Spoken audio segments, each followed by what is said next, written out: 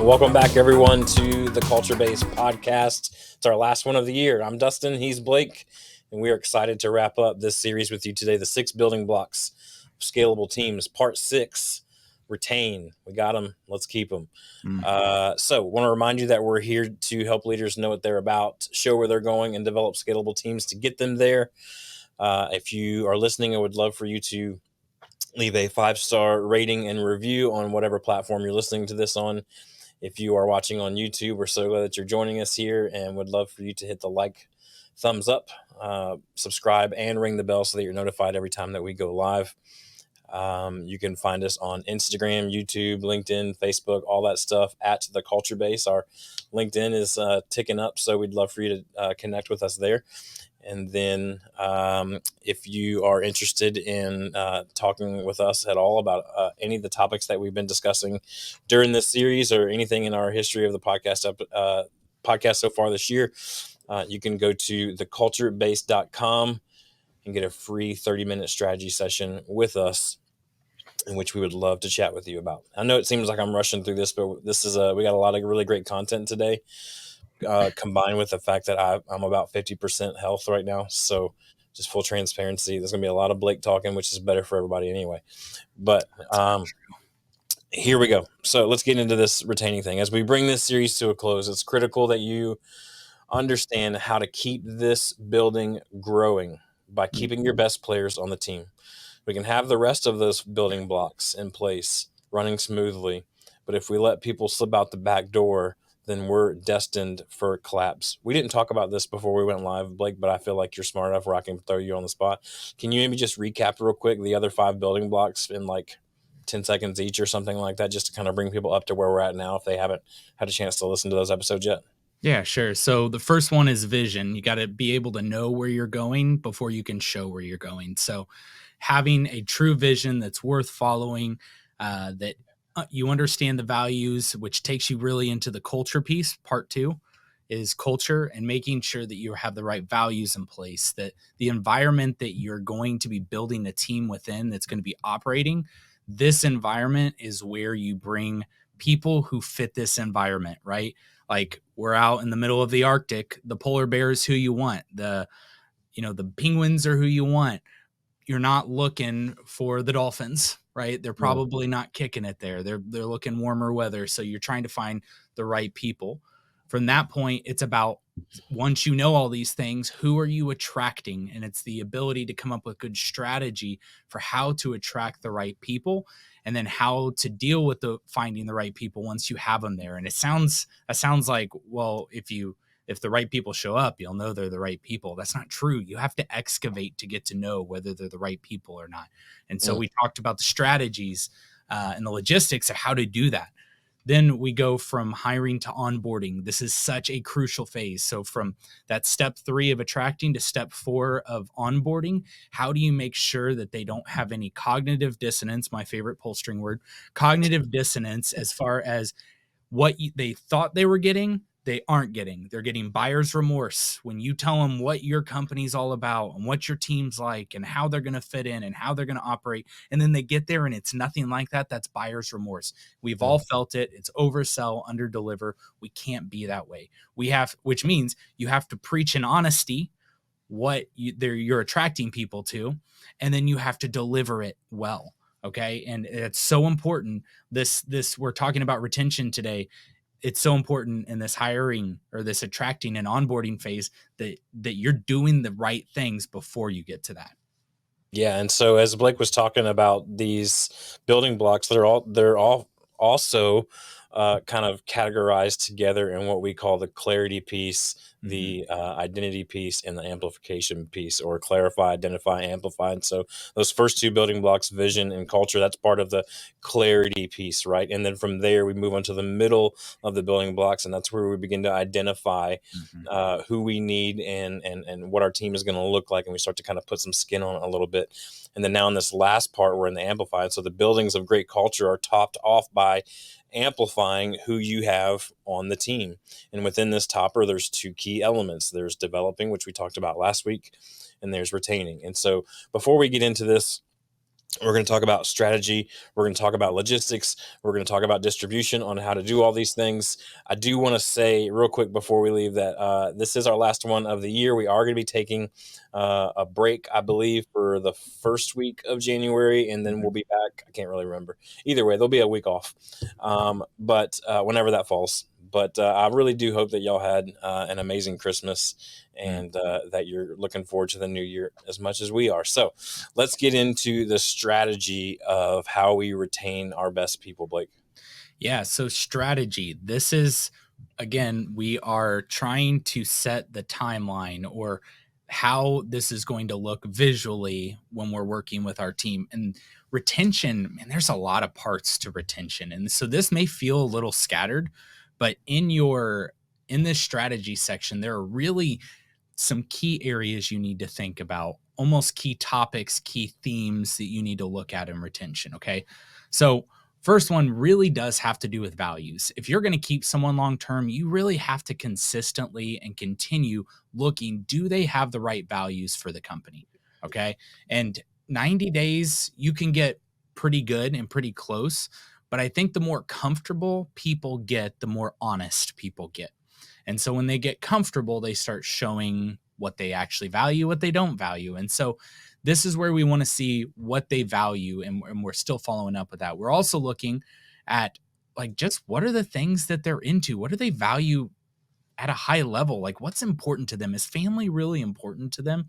Is family really important to you? And you start looking at some of these other things that might not be cultural things, but do play into it. Like the idea of work-life balance doesn't always hit everyone's core values. And boy, is that it when you ask someone if they are into work-life balance, like trying to understand what they mean by that and what you mean by that are drastically different. So we do have to make sure we're getting closer to an understanding when we say, here's what work-life balance is. And what they're saying is, well, work-life balance is I work one day and you pay me for 40 hours. And you're like, well, yeah, you're right. We're seeing different. Like that is not the same balance. And so you can't just say, how do you feel about work-life balance? Oh, I like it. Good. They're a winner. Let's pick them. Like that's not the case. We can't do that. So, but you need to look at some of those higher level things that still do matter to people at a higher level of what is life. I mean, this is what we're talking about here is how do they holistically view life? And that sounds like a big job. It is. But getting to know more about people and understanding that's going to help. And we'll talk about more of how you get to understand that in logistics. The other part, this is a really big part, is understanding burnout. This is part of retention through and through. I don't care what level this person's at. Again, all that stuff we did up to this point of retention is all investment. Retention's making sure we don't burn out that investment too quick. Okay. Or at all. Not even too quick. We don't want to burn people out. Okay. You're never going to get great quality if you burn that quality up. Okay. Retention is a long-term game. Okay. It's a long-term game that we want to make sure that we're focusing on our team every step of the way. And you don't get to finished right at the beginning. This takes time. So just know that part of this is understanding burnout. Okay. And having a good burnout adjustment plan, if you will. So even our, I think we've talked in a previous episode about the three things that cause burnout, right? Yep. And three things that kind of make up your personal agency. And just as a reminder here, one of them is the results you're getting. Are we getting good results? Is your teammate getting good results through and through? And if they're not, and they're constantly getting negative results and getting the consequence of negative, and maybe not negative, but negative criticism of a nature, that's going to burn people out. Okay. If they always hear you're not doing enough, there's going to be a point where they just stop. Okay. So that's a big one. Episode 17, we talked about why people quit. And that's when we really kind of dove into burnout a little bit back on October 31st. Yeah, that was our Halloween episode. Cool. The Halloween episode. Yep. Yep. So first one's results. The next one is support. The people around them. Like this is where trying to understand is your team the only support this person has? Like that's a sobering thought, but it might be true that you're the only support group that this person has, and hopefully not, but helping that teammate to engage and understand and know where they're at on that support level is really important as a coach, right? And the last one is just self-care. So results, support, and self-care. What is the self-care they're getting? Are you helping to give self-care? Is there an aspect where you're just working them 7 days a week nonstop? There's a point where that stops.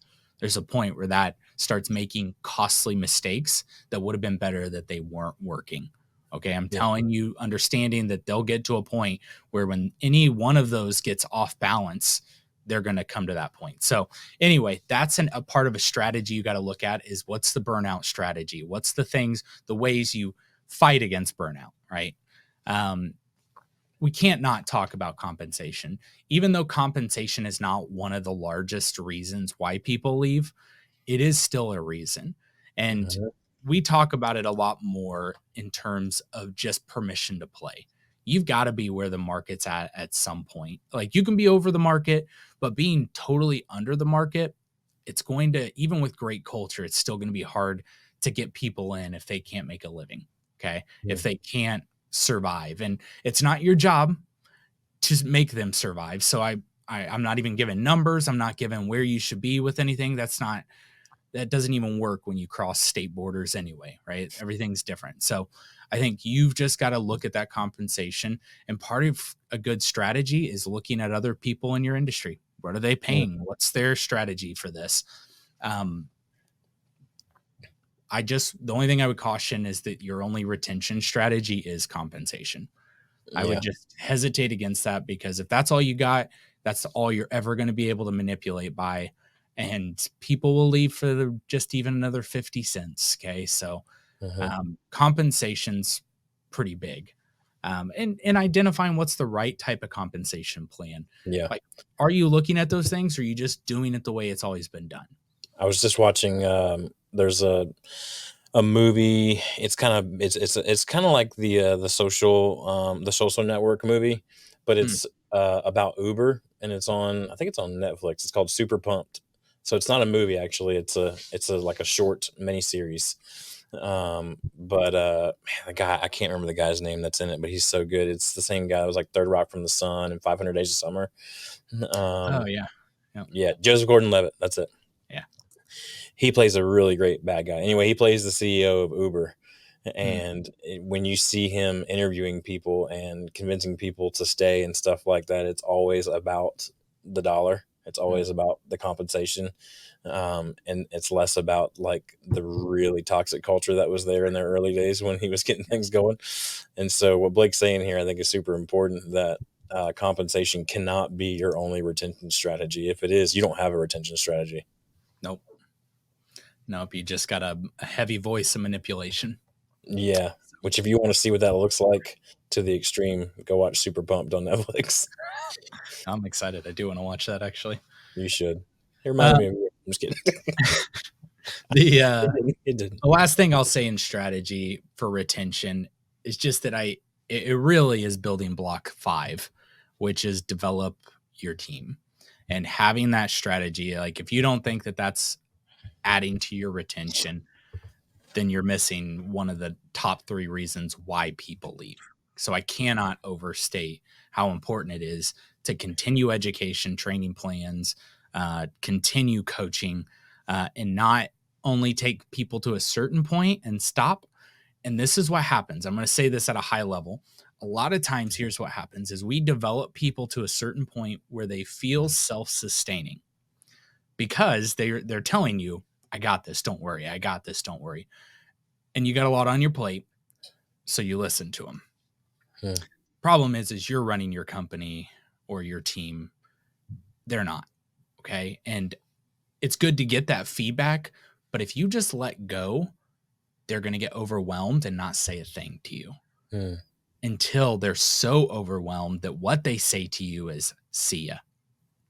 That's where we've got to be so careful, is that we are not just letting people go you can still have a good pulse on someone and allow them autonomy at their job. You can Mm. do that. There is still a way, because you're, especially if you set really clear KPIs based on their growth. If you have good key performance indicators, good things that you're following up on, and before you let them go, you let them know, hey, part of letting you go is that we're going to meet together once a week, once every other week, once a month, and I'm going to follow up on this. Tell them what you're going to do ahead of time so they don't read that as micromanaging. Yeah. Okay. So if you set those standards up at the beginning of letting them go more, just let them know, hey, I just want you to know, going to be checking in once a week. I'm also going to still have your monthly coaching call. Here are the things that are going to happen, but I trust you to go do this, and I'm not going to micromanage you on the how. If you have questions, I'm here. I'm a resource. Don't let your ego get the best of you to not reach out for help. Okay. I really appreciate that you're taking on more responsibility. And there's your conversation. And there's the opportunity to give you freedom to step in and step out as needed. Okay. So that's what I would say on the strategy side. We kind of get to the logistics. How does this start to look? And how does retention start to look? This is where your coaching plan really comes in. This is your one-on-ones with your people, or your people who have one-on-ones with other people. This is, you cannot give that element of coaching and people and developing people. You can't give that up. Okay. I can't stress that one enough. Yeah, I'd say too, even if, like what Blake was just saying, they've got it, they're good, they're telling you they got it, they're good. That's even more a time, I think, to lean in. It's kind of like the analogy or the visualization of spinning the basketball on your finger, right? If you just let it go until it stops spinning, it will fall. But Mm-hmm. you have to kind of continuously kind of hit that momentum every now and then and keep spurring it on in the right direction. And that's how I view these one-on-ones for people that really kind of don't really need any correction. Yep. They need a champion Yeah. before they burn out. They need a champion to say you're doing the right thing, or they need somebody to step in and go, I see how hard you're working. How's your family life? Mm-hmm. Yeah. You know what I mean? They need somebody to step in and say that, because that will show them that you care more about them as people than you do as assets. Yeah. Yeah. And that part of your coaching plan, when we talked about that burnout and those other values, those are the questions you're asking. Those are the things you're touching base on. Sure, inside of that, you're also having an educating training plan as well in the logistics side. And that needs to look at however it's going to service what they're doing in that moment, right? Like, especially if you have a team that builds from within, as you're building from within, are you continuing to adjust what their training plan looks like? This gets hard, especially when someone says, yeah, let me go. And you're like, okay, I'm letting you go, but you still got to continue to grow. How are you growing? Is it I'm going to have you read this book? Is it I'm going to send you to this course? I don't know how that looks for you, but I think it's just really crucial that you find out how that needs to look for you.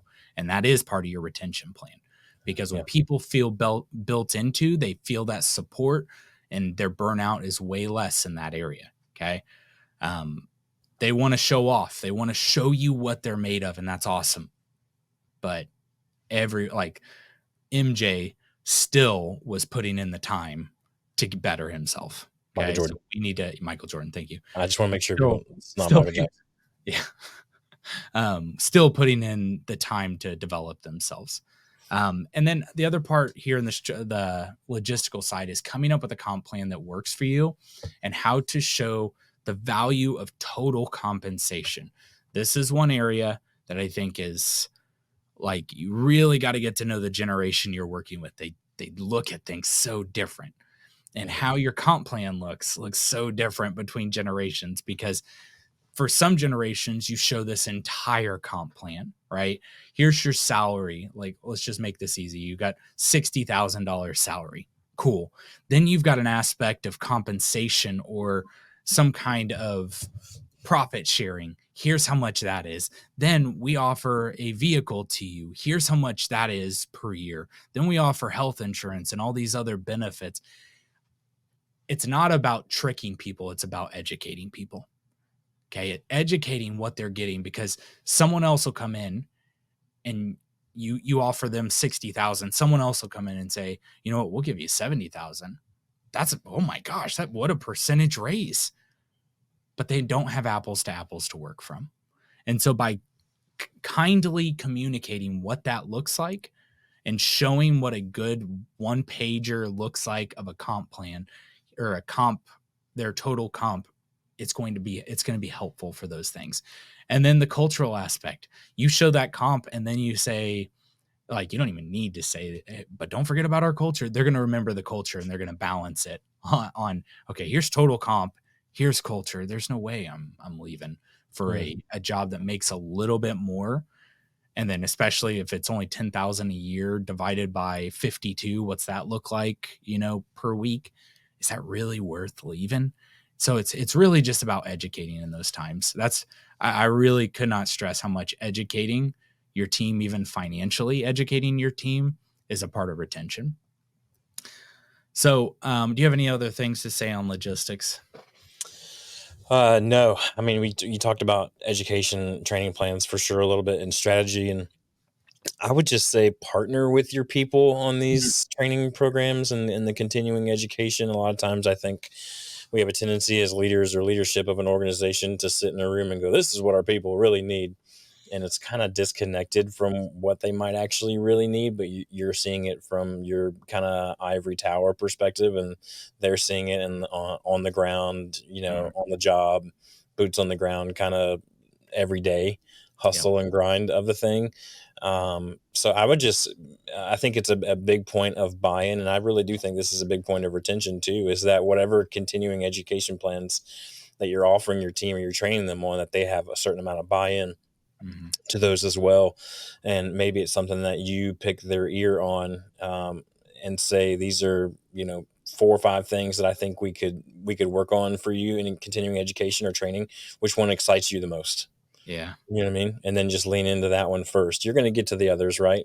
But lean into the one that excites them the most, because then that sets the tone for their continuing education and training with you and your organization from the get-go. Yeah, for sure. For sure. Well, as we go from these strategies and the hows of logistics, we go into distribution. How do you communicate this? How is this said clearly? How do we make sure we're getting the best information? Okay, so that's part of this. And I cannot stress how important cultural feedback loops are. Quarterly, semi-annually, annually, doesn't matter. If you're not doing it, that's what matters. Okay. Yeah. And so trying to get, I personally think quarterly is great, but looking at different times of year, because you have times where maybe the load is a lot lower and you don't have a whole lot going on. And then other times where you guys are just, there's a lot going on. And Yeah. You you're got to pay like, attention. You got to pay attention to your 12-month rhythms. Is something that I yes. just was releasing on my own podcast episode stuff. Is Yep. You got to pay attention to those 12-month rhythms and understand when your heavy moments are and when your lighter moments are, and you got to capitalize on both of them and plan for both of them. So Yep. yeah, I echo what Blake's saying there. Yeah. So that's when you do those cultural feedback loops, is in different times of those moments. So you get more clear feedback of how people feel in the hard times, how people feel in the good times. Oh, everything's great. Yeah, you're not working. Of course, things feel great to you in that moment. But just having those moments, right? Another one we talk about often is Notes Day. So Notes Day, popularized by Creativity Inc. They have that's a book, by the way, Creativity Inc. The creators of Pixar wrote it. It's unbelievable. If you haven't read it, read it. But they talk about a thing called Notes Day, where they will quarterly, I don't remember if they do it annually, but you get together, you talk about the strengths, the weaknesses, the problems you want to solve, and how to creatively get there. And we have done this now quarterly. We implement it. And you're like, how does that have anything to do with retention? And the answer is a place to be heard and ownership. And so when people can come in and they know their voice will be heard, they know that we're going to take, like at the end, we're going to say, what are we going to do to better our team? What are we going to do to better our customer? What are we going to do to better our community? And we're coming to these places and their voices are saying these ideas and collectively coming to these places. And then we go do them. That's when it becomes big. And what's great is you have so many problems happening within your organization that you don't know about. But when you come to talk about them creatively, instead of some way that people are going to be defensive and you just talking about it creatively, a lot more comes out. And then people feel ownership in the solution, not just ownership in the problems. And so this is a great time for them to gain that and to feel a sense of purpose bigger than I'm just creating this widget. I'm just installing this thing. They're getting a much bigger picture of I am changing lives because people are becoming different people in this, or people are being served in a different way in this thing. So please don't minimize the idea of this. I'm telling you, it has been one of the most impactful things that we've done within our organization. Is it literally? I just asked you a couple questions about that. Lean into it for a second. Is it literally a whole day for y'all? Since we do it quarterly, it's more of a 4-hour session. So a half day. Yep. Got it. Cool. Offsite, on-site. What do you got? We do it since our team is mostly off-site. We just come on-site, or we'll go to an association that can house us because our office at this point can't house the amount of people in one spot. Yeah. I love it. What else we got on distribution for retention?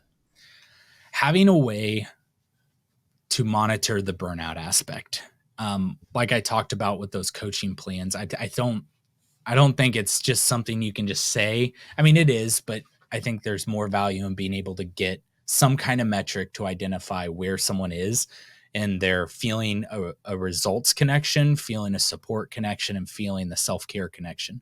And if you're not monitoring that at some level, or someone isn't monitoring that within their team, things are going to get wonky. And when things get wonky in people's balance, they make mistakes. They start to get frustrated. They want to deal with issues that aren't important, or maybe are important to them, but aren't important to the organization. And there's just not an alignment. So making sure there's a way for you to analyze burnout within your team, it's pretty important. Even if you don't do coaching calls, I would highly suggest doing even burnout calls just to see how people are. Sometimes, especially during our real heavy season, one of the things I will do, and this sounds like, well, that sounds dumb, but I will actually just, on our coaching calls, I'll just remind people we're in the busy season. Doesn't sound like that big of a thing, but I'll remind them of the slow seasons. I'll remind them of the easier seasons, not as a, hey, you remember when things were great? Not as a that, but hey, this is what we've been preparing for, is this season. I think sometimes people just don't realize that they're in the season they've been preparing for. And then once you're in the season, just having someone say, yeah, we're in it. Remember, this is what we've been working towards. And next, here in a couple months, we'll be out of it, and then we'll be working towards it again. So that's when we'll put in the investment. Sometimes, like, you almost see their eyes like, oh, that's right. We've been working towards this. Okay, well, I can put in for another little bit, but if this is life, I don't know about that. And I'm like, yeah, I agree. I don't think I want this to be life either. But for the season we're here, I think it's important to be able to communicate that. Yeah, for sure. Not ever really assuming that your people know that they're in that season. I think so many times people are like, well, obviously we trained for this. A lot of, well, obviously this, or I assumed they knew this. And Right. I mean, we all know what assuming does, and it really does make a difference on your retention. Yep. For sure. Then we've got, a review structure. Part of your retention needs to be, how often are you reviewing people? Is it a yearly review? Those are great. Especially if you've got a good coaching cadence in place where people are being developed and you're able to see where they are on things.